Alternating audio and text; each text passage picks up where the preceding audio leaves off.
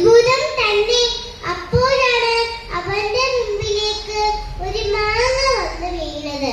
അവൻ അത് ചാടിയെടുത്തു. അയ്യയ്യേ, ഇതൊരു വവ്വാല് കടിച്ചയാണല്ലോ, ഇതെനിക്ക് വേണ്ട.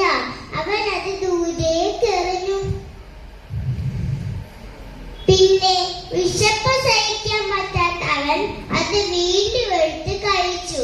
തിരിച്ച് വീട്ടിലേക്ക് നടന്നു. വീട്ടിലെത്തിയതും നല്ല വിശപ്പും പനിയും ശ്വാസമുട്ടലും ഉണ്ടായി.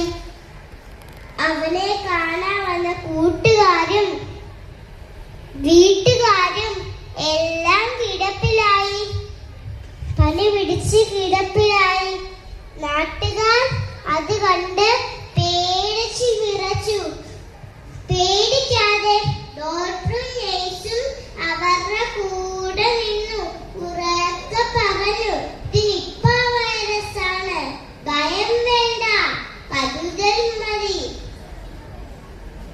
മാസ്ക് ധരിക്കൂ, കൈകൾ സോപ്പിട്ട് വൃത്തിയായി കഴുകൂ.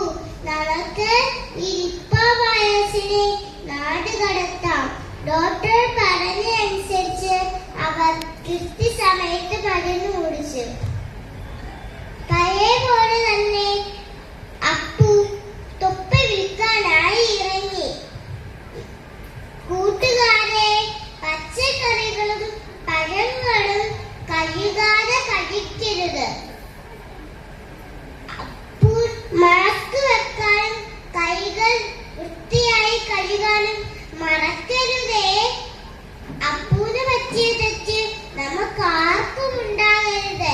എന്റെ കഥ ഇവിടോട് അവസാനിക്കുന്നു.